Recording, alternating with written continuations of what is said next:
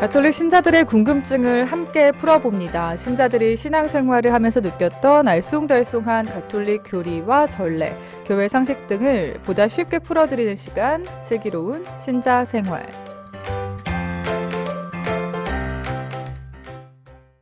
네, 이 코너는 신자 재교육 시간으로 꾸며봤습니다. 새신자, 예비신자뿐만 아니라 모든 신자들의 궁금증을 모아서 풀어드리는 시간입니다.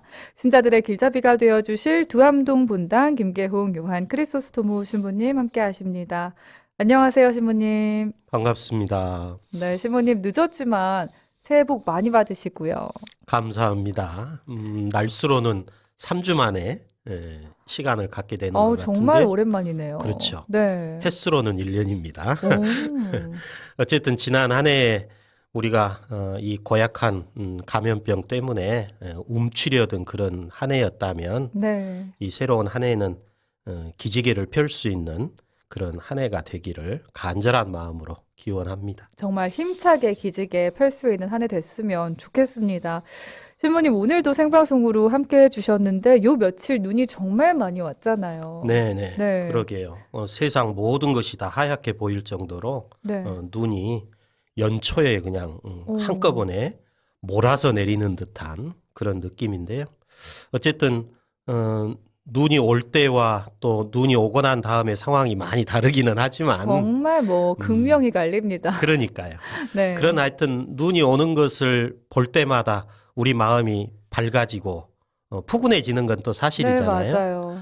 어쨌든 금년 한 해에 하느님만이 주실 수 있는 참 기쁨과 평화가 우리를 눈송이처럼 아주 맑고 밝고 포근하게 해주기를 간절히 기도합니다. 그래서 이번 새해에는 눈이 더 많이 내렸던 것 같습니다. 눈이 토닥토닥 우리를 위로해 줬던 것 같기도 하고요. 자, 슬기로운 신자생활 김계홍 신부님과 함께합니다. 이 시간 보이는 라디오 열려 있어요. 스마트폰 앱 CPBC 빵. 이 빵 이용하시는 분들은 지금 메인 화면에 보이는 라디오 아이콘 누르시면 함께 하실 수 있고요. 또 유튜브 광주가톨릭 평화방송 채널 통해서 들어오시면 함께 하실 수 있습니다. 댓글도 남겨주시고 공유하기도 널리 해주시고요. 자, 어느덧 신부님과 금요일마다 함께한 지도 횟수로 3년째입니다. 저희가 1년 차에는 새신자, 2년 차에는 예비신자의 궁금증 풀어봤다면 올해는 가톨릭 신자들의 좀 더 심도 깊은 궁금증으로 꾸며드리고 있는데요. 이 시간 통해서 청취자분들이 직접 문자로 남겨주신 궁금증도 받고 있습니다. 휴대전화 문자메시지 우물정자 누르고 5005, 100원의 정보 이용료가 있는 샵 5005번 또는 빵톡으로 여러분의 가톨릭 궁금증도 많이 남겨주세요.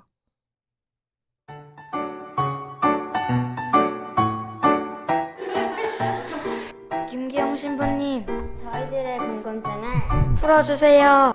김계홍 신부님, 제 궁금증을 풀어주세요. 김계용 신부님, 저희들의 궁금증을 풀어주세요. 김계홍 신부님, 제 궁금증을 풀어주세요. 김계홍 신부님, 저희들의 궁금증을 풀어주세요. 파이팅!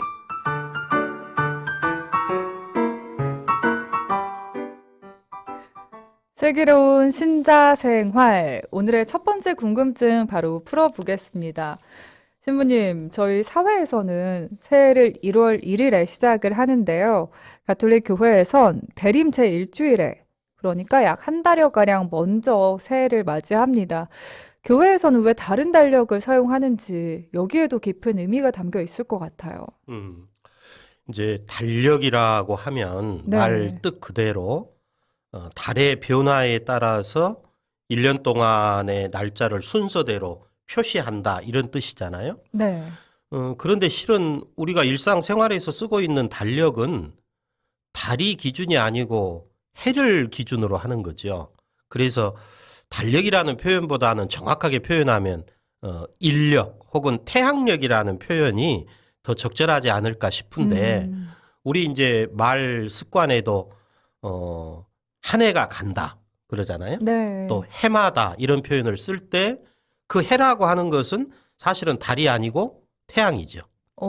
그러니까 달력이라는 말 자체가 조금 문제가 있기는 한데 네. 어쨌든 우리가 일상생활 중에 달력 그러면 태양의 움직임을 기준으로 해서 1년을 365일로 그리고 그것을 12로 나누고 또 7일 단위로 반복되는 주간의 요일, 그 다음에 24개의 절기, 그리고 이제 각종 행사일들을 사항별로, 날짜별로 기록해 놓은 것. 이게 달력이잖아요. 네.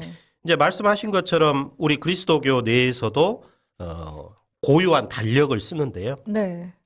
이 고유한 달력이라고 하는 것은 그리스도 신자들의 신앙생활에 무언가 특별한 의미를 부여하기 위해서 우리가 사용을 하는 거죠. 그래서 이제 이 달력을 전례력이라고 표현을 합니다. 그렇다고 해서 방금 말씀드린 일상생활 중에 우리가 쓰고 있는 달력을 무시하는 건 아닙니다.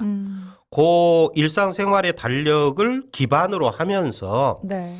하느님께서 사람이 되신 예수님을 통해서 이루셨다라고 우리가 믿고 고백하는 그 구원의 역사 신비를 달력과 마찬가지로 1년 주기로 구분을 해서 기념을 하는 거죠. 이제 그것을 좀 더 구체적인 표현으로 하면 전례 주기라고 표현을 합니다. 네. 전례적으로 이렇게 정기적인 기간으로 돌아간다 하는 의미에서 이제 전례 주기라는 표현을 쓸 수 있겠는데요. 네. 이 전례 주기는 5시기로 구분을 합니다. 5시기요. 예, 5시기가 이렇게 돌아가는 거죠, 주기적으로. 첫 번째 주기가 예수님의 탄생을 준비하는 대림시기. 네, 네. 그리고 이제 예수님의 탄생을 경축하는 지금 우리가 보내고 있는 성탄시기. 네. 그리고 이제 예수님의 순환과 죽음을 기념하면서 부활을 희망하는 사순시기. 그리고 이제 예수님의 부활과 승천 그 자체를 경축하는 부활시기. 그리고 이제 마지막으로 방금 말씀드린 이 4개의 시기 이외의 기간에 일상에서 우리가 그리스도의 말씀과 행적을 실천하면서 성인들의 덕행을 받고 또 신앙의 성장을 위해서 노력하는 연중시기. 이렇게 이제 5시기로 구분을 해볼 수 있겠죠. 네. 그러니까 이 5시기를 1년에 거쳐서 주기적으로 반복해서 기념하도록 구성을 해놓은 교회 달력이 전례력입니다.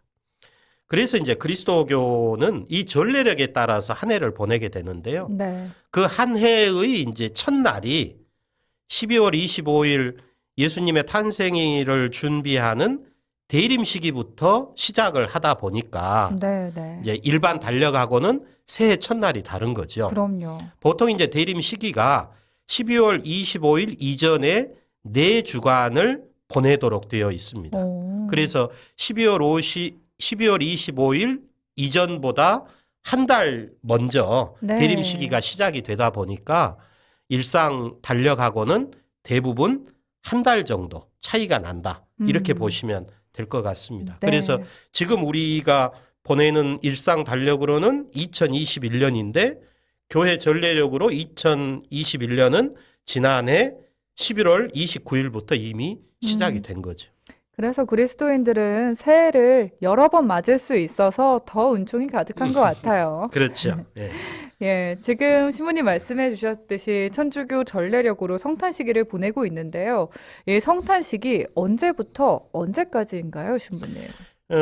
방금 말씀드렸던 것처럼 성탄 시기는 예수님의 탄생을 경축하는 시기입니다. 네. 구체적으로 이제 말씀을 드리면 전례력으로 성탄 시기는 주님 성탄 대축일 전야미사를 드리는 12월 24일 밤부터 시작한다. 이렇게 생각하시면 됩니다. 네. 그리고 예수님께서 이제 세례자 요한에게 세례 받으신 일을 기념하는 주님 세례 축일로 끝나도록 되어 있습니다. 오는 주일이네요. 그렇습니다. 네.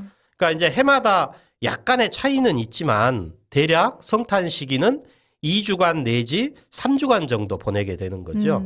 그러니까 이 시기에는 예수님의 탄생을 8해 동안에 걸쳐서 경축을 합니다. 그래서 그걸 보통 예수 8일 축제 이런 이제 표현을 쓰게 되는데요. 네. 그 예수님 8일 축제가 언제 끝나느냐 하면 어머니이신 성모 마리아를 기념하는 천주의 성모 마리아 대축일 1월 1일 날 우리가 기념을 하는데요. 네. 그때 이제 마무리를 하도록 되어 있고 이번 주에 우리가 기념을 했죠. 네. 동방박사들의 방문으로 예수님이 모든 민족의 빛으로 드러나심을 경축하는 주님 공연 대축일.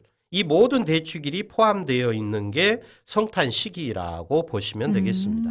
그래서 방금 말씀하신 것처럼 지금 이 주간이 주님 공연을 기념하는 주간이고 돌아오는 주일이 이제 주님 세례 축일이다 보니까 네. 지난해 12월 24일 밤부터 시작된 성탄 시기는 이제 내일 모레 10일 날 끝난다 이렇게 보시면 돼요. 네, 그렇군요.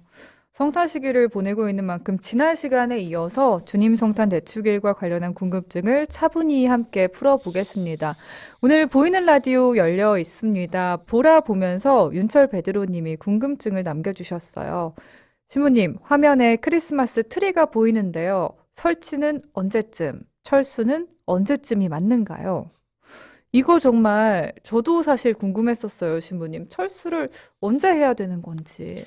뭐 네. 어떤 원칙이나 규정이 있는 것은 아니지만 네. 일반적인 우리 교회의 관례를 본다면 크리스마스 추리라고 하는 게 한편으로는 예수님의 성탄을 준비하는 그런 의미도 있고 또 동시에 예수님의 탄생이 인류에게 가져다주는 신앙적인 의미를 드러내는 그런 또 상징적인 표지도 있는 것이기 때문에 크리스마스 추리를 언제 설치를 해야 될까, 준비를 해야 될까 하는 것은 대림 시기부터 시작할 수 있다라고 말씀드릴 수 있을 것 같고 네. 그러면 언제 그러면 추리는 치워야 되는가? 네, 네. 방금 말씀드린 것처럼 성탄 시기가 끝남과 동시에 추리는 치워지는 게 적절하리라고 생각합니다. 그렇군요. 이렇게 좀 소소하지만 어디에 물어보기 난감했던 질문들을 신부님이 명확하게 풀어주시니까 참 도움이 많이 되는데요. 우리 청취자분들도 궁금증 있으시다면 문자 100원의 정보 이용료가 있습니다. 샵 5005번이나 빵톡으로 남겨주시면 함께 풀어보도록 하겠습니다. 자, 신부님, 성탄 시기와 관련한 궁금증 조금 더 살펴볼게요. 예수님은 크리스마스, 이 성탄절에 태어나신 게 사실이 아니다라는 이야기가 있는데요. 여기에 대해서도 살펴볼까요? 예수님의 탄생 일자를 구체적으로 우리에게 전해주는 문서는 아직 발견되지 않습니다. 신약 성경이 이제 복음서, 그 중에서도 마테오 복음하고 루카 복음서 이 두 경전만이 네. 예수님의 탄생 이야기를 우리에게 전해주고 있는데요. 여기에서도 다 아시는 것처럼 탄생 일자에 대한 기록은 없습니다. 뭐 지금처럼 우리가 12월 25일 이렇게 기념을 하는데 두 경전에서 예수님이 탄생하신 날이 12월 25일이다. 이런 기록은 없거든요. 그렇게 쓰여진 정확한 기록은 없군요. 그렇습니다. 그러니까 두 경전 모두가 예수님의 잉태 과정 또 출생 과정 이야기를 나름대로 전해주고는 있지만 실제 일어난 일, 그 사실을 전하는 증언이라기보다는 구약 성경에 예언된 메시아에 대한 기대를 예수님에게 적용을 해서 신앙으로 해석한 내용을 우리들에게 전해주는 신앙 고백문이다. 이렇게 이제 받아들일 수 있는 거죠. 그러니까 어떤 기자가 그 현장을 취재해서 사실 보도를 하는 게 아니고 네네. 구약 성경으로부터 비롯된 오랜 전통의 그 계시 내용들을 예수님에게 재해석을 함으로 인해서 우리에게 신앙 고백문을 남겨준 것이다. 이렇게 이제 볼 수 있겠는데요. 그래서 이제 오늘날 예수님의 탄생 일자를 교회가 12월 25일로 이렇게 기념하게 된 데는 교회 결정에 따른 것이다. 결론적으로는 이렇게 말씀드릴 수 있어요. 그러니까 이 교회가 이런 결정을 하게 되는 데는 이제 두 가지 내용이, 두 가지 유래 과정이 전해지고 있습니다. 네. 그 중에 이제 가장 일반적인 내용 중에 하나는 네. 옛 로마 제국 내에는 태양신 탄생을 기념하는 축제가 있었다는 거죠. 그때는 태양신 탄생한 걸 그렇죠. 기념했군요. 예. 로마 제국이 다스렸던 영토가 그 당시에 방대했잖아요. 네네. 아시아 지역, 아프리카 지역 두루두루 세계 대륙을 다 아유, 관할을 하고 있었잖아요. 어마어마했죠. 네. 그러는 과정에서 로마 제국에는 아시아 쪽에서 유래된 무적의 태양신을 숭배하는 축제가 이루어집니다. 그게 이제 미트라라고 하는 이름으로 불린 태양신이었었는데요. 네. 이제 이 무적의 태양신 탄생 축제를 로마 제국 내에서 아주 화려하게 일반화되어 있었던 상황인데, 이제 로마 제국 내에 그리스도교가 전파되면서 그리스도 신앙과 이제 충돌이 빚어지는 거잖아요. 네네. 그래서 어떻게 하면 그리스도교가 만연해 있는 이 태양신 숭배를 그리스도교 신앙으로 변환시킬 것인가, 이게 고민을 할 수밖에 없었을 것이고, 그 이제 고민 중에 하나가 결국은 예수님이야말로 우리 신앙인들에게 있어서는 참 빛, 참 태양이라는 거죠. 또 예수님 당신 스스로가 나는 세상의 빛이다라고 말씀하셨고, 또 요한복음에도 보면 말씀이 사람이 되셨고 그분은 우리에게 빛이셨다라는 고백도 나오는 것이고, 또 구약 성경의 곳곳에 보면 의로움의 태양으로 하느님을 찬미 찬양하는 구절들이 꽤 많이 나오거든요. 그래서 이제 그리스도교가 예수님이야말로 참 태양이시다. 네. 우리가 눈으로 하늘에 떠 있는 저 태양보다도 더 훌륭한 위대한 참 태양이다라고 하는 것을 이제 자연스럽게 선포하게 되면서 일반적으로 지내고 있었던 태양신 숭배를 예수님 숭배로 바꾸는 거죠. 아, 전환시키는 옮겨가게 거죠. 됐네요. 그런데 그 당시에 로마 제국 내에서 태양신의 탄생일로 기념을 했었던 날이 그 시대에 동짓날을 잡았다는 거죠. 왜냐하면 동짓날에는 묵은 태양이 사라지고 새로운 태양이 떠오른다, 이런 개념이 있었기 때문에, 그래서 그 동짓날이 그 당시에 12월 25일쯤이었던 거죠. 네. 그러니까 교회가 그 날짜는 그대로 활용을 하면서 태양신 자리에 예수 그리스도, 참 태양, 참 빛이신 분을 전환하면서 예수 탄생 축일이 12월 25일로 자연스럽게 자리를 잡게 됐다. 이제 그런 해석이 하나 있는 것이고요. 네. 또 한 가지 이제 해설은 루카복음서에 따르면 가브리엘 천사가 마리아에게 예수님의 잉태를 예고할 때 이미 엘리사벳이 세례자 요한을 임신한 지 6달이 되었다, 이렇게 전해주고 네. 있습니다. 네. 그래서 이제 예수님은 세례자 요한보다 6개월 가량 늦게 태어나신 것으로 우리가 받아들이고 있는 거잖아요. 그런데 그 세례자 요한이 태어난 날을 전통적으로 교회는 6월 24일로 생각을 했습니다. 6월 24일이 어떤 날이냐면 그날이 바로 하지입니다. 아. 그래서 예수님의 탄생일이 하지보다도 6개월 후 자연스럽게 네. 그게 동지인 거죠. 네. 그래서 동지인 12월 25일이 예수님의 탄생일로 자연스럽게 자리를 잡게 되었다. 이제 이런 이야기, 두 가지 이야기가 우리에게 전해지고 있는데요. 네. 어느 이야기를 받아들이든지 간에 교회가 예수님 탄생 일자를 결정한 목적은 하느님께서 하늘에서 내려오셔서 사람으로 태어나신 예수님 탄생이야말로 우리 구원 역사의 새로운 출발점이라는 신앙을 고백하는 것이고, 예수님을 우리 구원의 참 빛으로, 참 태양으로 고백하는 축제를 거행하기 위한 것이다. 이것은 변함이 없는 사실이라고 말씀드릴 수 있겠습니다. 그럼요. 빵톡으로 윤을현 님도 신부님 설명을 듣고 성탄에 대한 여러 가지 궁금증이 확실히 정말 풀렸습니다 하셨는데요. 저희 한 가지 더 궁금증 살펴보겠습니다. 신부님, 본당에서도 구유를 꾸밀 때 언제나 아기 예수님 옆에 동방박사 네. 함께 꾸미곤 하는데, 예, 그들의 정체에 대해서는 성경에 대해서도 잘 나와 있지 않습니다. 아기 예수님의 탄생을 함께한 동방박사, 어디서 왔고 누군지도 좀 궁금했었어요. 이제 이번 주일 주님 공연 대축일에 우리가 마테오복음서 2장 1절에서부터 12절에 담긴 말씀을 들을 수 있었는데요. 예수님이 태어나셨을 때 동방에서 박사들이 찾아와서 선물을 바쳤다는 이야기잖아요. 이제 이 동방이라고 하는 것이 어디를 얘기하는 것인가? 그것에 대해서는 지금도 어느 누구도 얘기할 수 없는 거죠. 또 동방이라는 말 자체가 애매합니다. 네, 그것은 그러게요. 유럽 사람들의 기준으로 봤을 때 동쪽인 거죠. 그러네요. 우리 쪽에서 봤을 때는 서쪽이잖아요. 그래서 이 말 자체가 좀 애매한 표현인데 어쨌든 그 당시에 유다인 중심적인 사고가 지배적이었다라고 한다면 유대 민족 이외의 다른 민족 사람들이 예수님을 경배하러 왔다. 이렇게 이제 우리가 해석할 수 있을 것 같고요. 네. 박사라고 이제 우리가 번역을 하고 있는 이 그리스 말 마고스라고 하는 이 말은 천문학 지식을 갖춘 지성인을 의미할 수도 있고 또 점성술, 그 다음에 해몽에 능통한 어떤 지혜로운 현인, 또 사제, 여러 의미로 해석이 될 수 있는 단어입니다.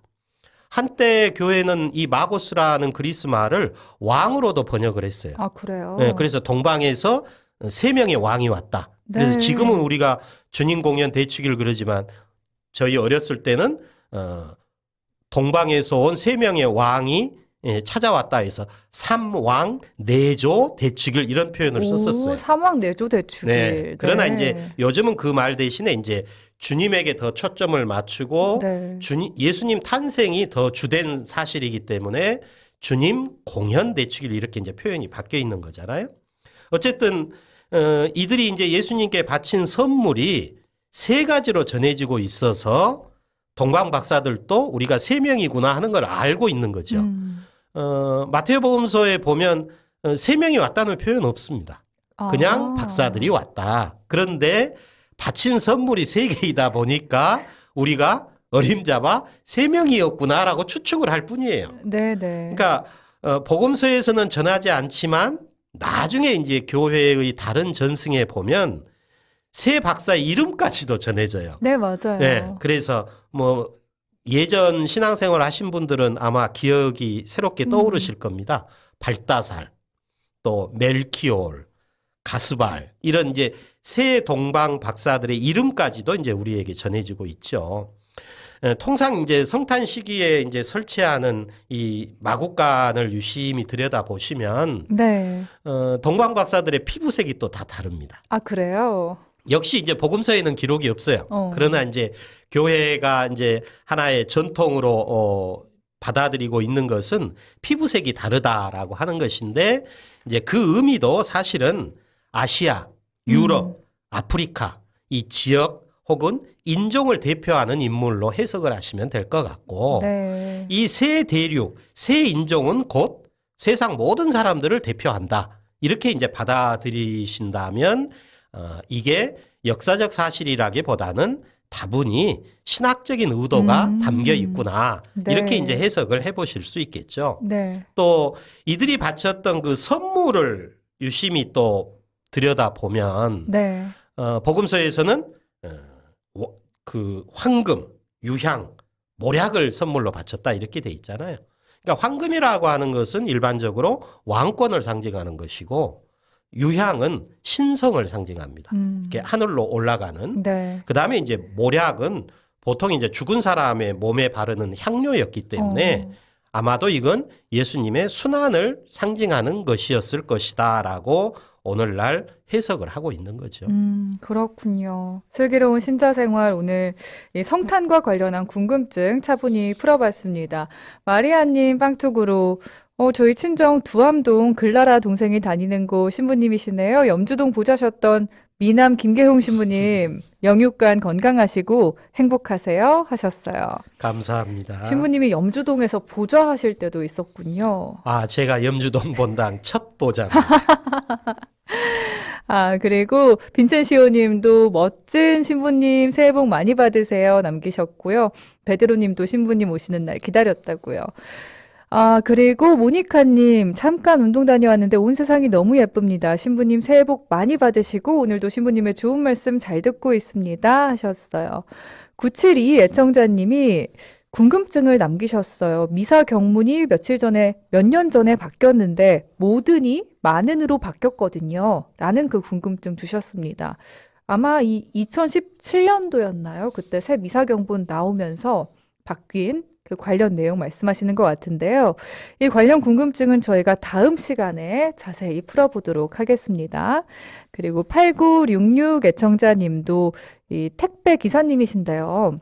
어제 호영성당 배달 갔었습니다. 신부님 목소리를 이렇게 듣네요. 박요셉입니다. 라면서 함께 하셨습니다.